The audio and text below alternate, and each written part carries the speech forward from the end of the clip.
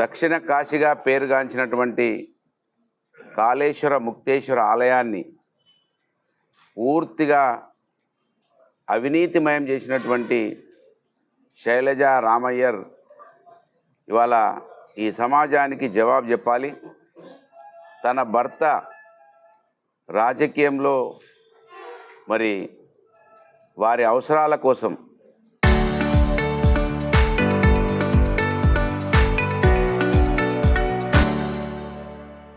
కాళేశ్వరం ఆలయాన్ని వదిలిపెట్టడం లేదని ఇప్పటికే చెప్పడం జరిగింది. శైలజ రామయ్యర్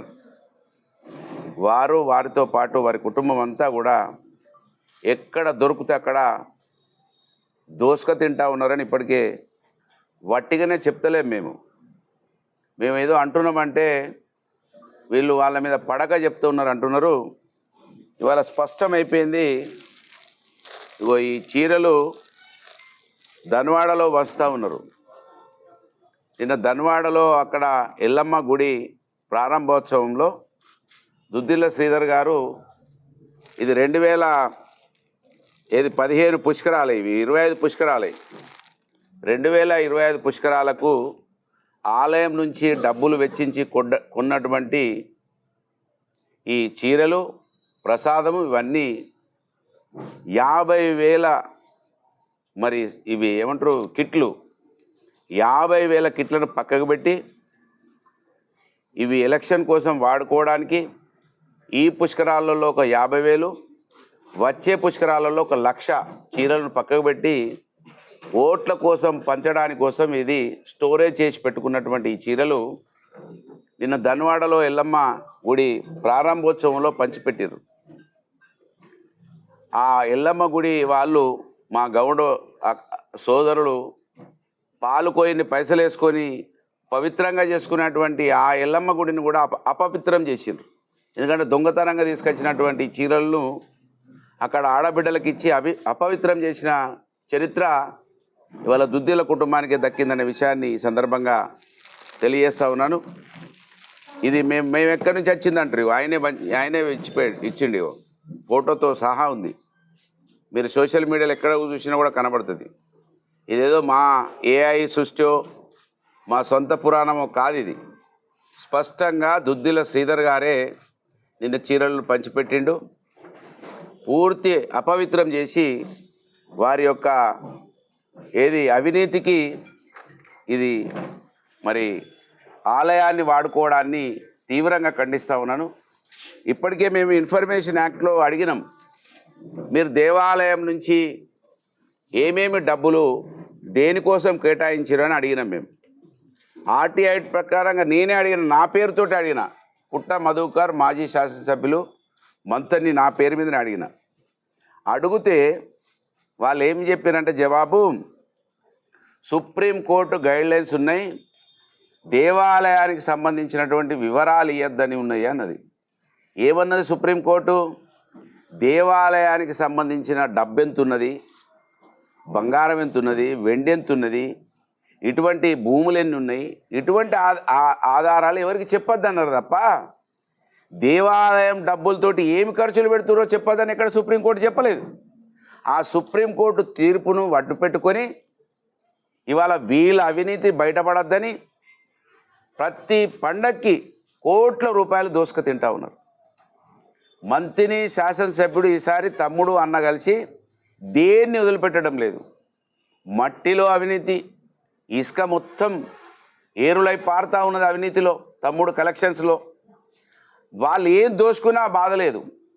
ఈ మట్టిలో పుట్టిన బిడ్డగా, మంతిని ప్రాంతంను ముద్దాడి పెరిగినటువంటి బిడ్డగా, ఇదే గాడుపు ఇదే వాతావరణంలో పెరిగిన బిడ్డగా ఈ ఆలయం అపవిత్రమైతే, ఈ ఆలయానికి చిన్న మచ్చ అయితే యావత్ తెలంగాణకు మచ్చ వచ్చినట్టు అవుతుంది. ముఖ్యంగా జయశంకర్ భూపాలపల్లి జిల్లా మంతని ప్రాంతము కాళేశ్వరం పేరుతోటి టూరిస్టులు వస్తూ ఉంటే పోతూ ఉంటే ఈ ప్రాంతంలో ఎంతో కొంత మరి వ్యాపారులకు ఇతరత్ర వర్గాలకు మేలు జరుగుతుందనే ఆలోచన ఉండి ఆకలేందో తెలిసిన బిడ్డగా ఏ అవకాశం ఉంటే ఆ అవకాశం ద్వారా ఈ ప్రాంతంలో అభివృద్ధి జరగాలని కోరుకునే బిడ్డగా మరి నేను స్పందించకుండా ఉండలేకపోతా ఉన్నాను.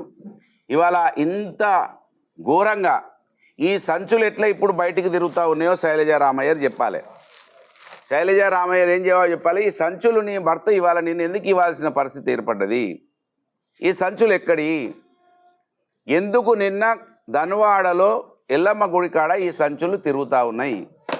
మీరు నీతివంతులే కదా, మీరు చాలా గొప్పవాళ్ళే కదా, మరి ఈ సంచి ఎందుకు నిన్ను ఇక్కడ ప్రత్యక్షమైంది?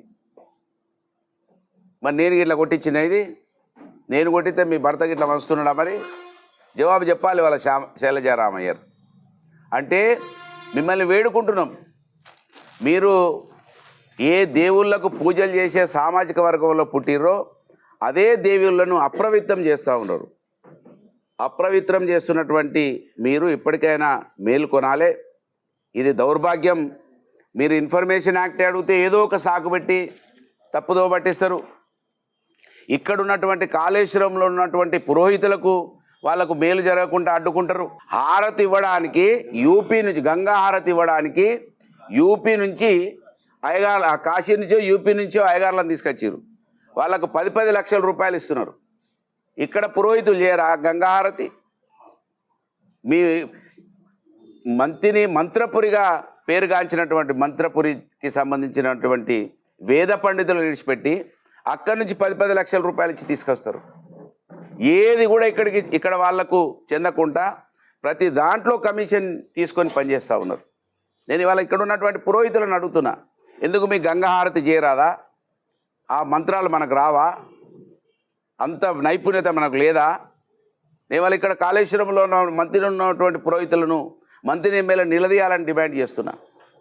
నేను ఈ జిల్లా ప్రజలని, ఉమ్మడి కరీంనగర్ వరంగల్ జిల్లా ప్రజల్ని కూడా విజ్ఞప్తి చేస్తున్నా, ఎప్పటి వరకైతే ప్రజలు గలం విప్పరో, ఎప్పటి వరకైతే ప్రజలు చైతన్యవంతులై ఇటువంటి వాటిని ప్రశ్నించరో ఈ అవినీతి ఇదే విధంగా కొనసాగుతూ ఉంటుంది. కాళేశ్వరం ఆలయానికి మచ్చబడితే భావి తరాల భవిష్యత్తు ఖరాబ్ అవుతుంది. ఇప్పటికే విజ్ఞప్తి చేసిన, ఏమి లేకుండా పుష్కరాలు వస్తున్నాయి, ఆ గుడిని ఊలగొడతా అంటున్నావు, నీ ముఖ్యమంత్రి ఏమో పైసలు లేవంటున్నాడు. నేను ఇప్పటికే చెప్పిన, మేం కాళేశ్వరానికి చిన్న మచ్చ దాకినా కూడా మేము ఊకోము గాక ఊకోము. నీ కుటుంబం దోపిడీ వేరే విధంగా చేసుకోండి. మీరు రేపు ఎన్నికలు వస్తే ఓటుకు 5,000 రూపాయలు ఇవ్వాలని ఏదైతే సంకల్పించి పనిచేస్తూ ఉన్నారో మీ తమ్ముడు మీరు సంపాదించుకోరు. ఓటుకు 5,000 ఇస్తారా, 10,000 ఇస్తారా, ఇవ్వండి, నాకు అభ్యంతరం లేదు. కానీ పవిత్రమైన ఆలయాన్ని ఇబ్బంది పెట్టకండి. కాళేశ్వరం దక్షిణ కాశీగా పేరుగాంచినటువంటి, త్రివేణి సంగంగా పేరుగాంచినటువంటి కాళేశ్వరాన్ని అపవిత్రం చేయకని నేను దుద్దిల్ల కుటుంబాన్ని డిమాండ్ చేస్తున్నా. ఈ ప్రాంత ప్రజలు మేల్కొలాలని విజ్ఞప్తి చేస్తున్నా.